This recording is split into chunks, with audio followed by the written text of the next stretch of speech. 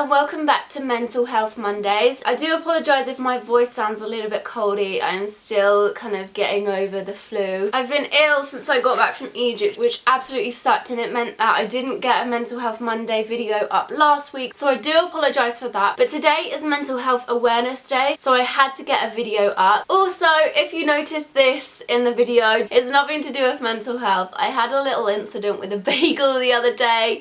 I basically just cut into my thumb and had to go to A&E for stitches, and it was not a pretty sight. So I've got to wear this bandage for like a week, which isn't ideal. I just thought I'd let you guys know in case you're like, what's happened to our hands? Anyway, let's get on with today's topic, which is using mental illnesses as adjectives. So I wanted to do a video on this because I feel like it's a big part of the stigma, the language that we use kind of to describe mental illnesses. We as humans love to exaggerate things, and I feel like this is what's happening when people are using mental illnesses to describe kind of normal day situations. And this language that's being used is actually in turn adding to the stigma. Using mental illnesses as adjectives kind of categorizes them into positive and negative illnesses. So let's take OCD for example. People are like, oh, I'm so OCD, I have to line all my pens up on my desk every lesson. Julie, you're so OCD, your bedroom's always tidy. And this is kind of used as an almost backhanded compliment to a lot of people. Like, OCD as an adjective is a positive thing because it means you're clean and neat and tidy. However, the actual medical diagnosis of OCD is very, very different. And I know there are so many different kind of strains of OCD. There's not just this whole cleanliness thing. There's also anorexia, which can be seen as a positive illness, because nowadays we live in a culture where everyone is striving to be skinny and perfect. Anorexia is in some ways seen as desirable to people. People use the adjective anorexic to describe someone that is either of slim build or that might appear underweight. It's one of the illnesses that people still struggle to understand. Like, society still thinks it's all about appearance and someone being skinny, and if they're not skinny they can't be anorexic. It's not just that, it is a mental illness. Weight loss is just one of the symptoms of it. To use that adjective to describe a body state is just not only incorrect, but it is rude and it is offensive. And I know there are a lot of kind of public figures, say like Instagram girls, who have spoken out and said, you know, I'm not anorexic, I just have a very fast metabolism, or, you know, they have a problem with their metabolism. There's young girls who idolise anorexia and who dream of being thin and think that being anorexic is the only way that they can do that. And this is all down to, you know, the kind of language that we've used around anorexia. It needs to be seen for what it is, and it is a shit illness. It is horrible. And then we have the negative illnesses. So bipolar is a big one. Bipolar is an adjective that is used to describe the weather. It can be used, you know, by your friends to describe you. If one day you're really happy, the next day you're really sad, and they're like, what's up with you? Why are you so bipolar? Or even in extreme cases, people use schizophrenia as an adjective to describe behaviour, which is just absurd, because again, both illnesses are extremely hard to live with, and they are serious mental illnesses. They're not being happy one day and being sad the next. When we're using these words as adjectives, so describing someone's behaviour as bipolar, this has connotations that that behaviour is not normal.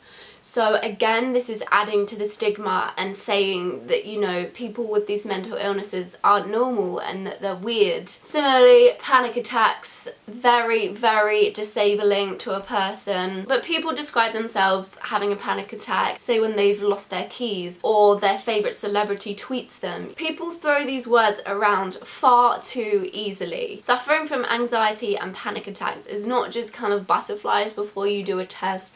It is debilitating. I think the worst one actually is how we use, you know, the act of suicide so casually as well. So there's a very, very popular kind of saying, gonna commit, you know, when something is just kind of almost overwhelmingly too amazing, or like you're just like, ugh, like how can that person say that? Why is this a thing? Gonna commit, you kill me, oh my god, you make me want to die. And I'm one of these people who use these words, but it's just because they're such kind of normal everyday phrases that people use. But when you stop to think about what you're saying, it's just ridiculous. This whole way of talking about mental illness just dilutes the seriousness of it. When you use a mental illness as an adjective, you are trivializing that. You're using it as an adjective for something that isn't a mental illness, that isn't a serious, debilitating condition. To equate the two is almost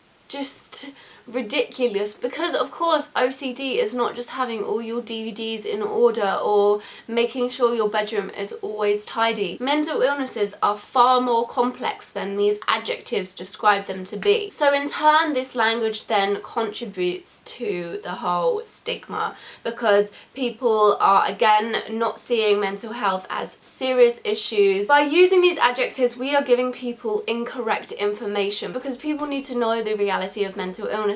We're creating negative stereotypes around the people who suffer from these mental illnesses, and I think this is where we in society can actually, you know, try and work to change this. So if literally just 10 of you come away from this video, and next time you're typing something to your friends on the internet, you're commenting on a picture, and you're, you know, thinking about using one of these phrases, one of these adjectives, oh babe, you kill me, oh like your body makes me want to commit. Think to yourself before you actually post this and try and reword it in a way that's kind of less offensive. We need to make this language less of the normal thing. And I found a really good couple of lines when I was doing a little bit of research on this, which I wanted to share with you because I thought this person put it really, really well. And it says, when you use mental illnesses as adjectives and do not treat it with the seriousness it deserves, you take someone's lived experience, their struggle,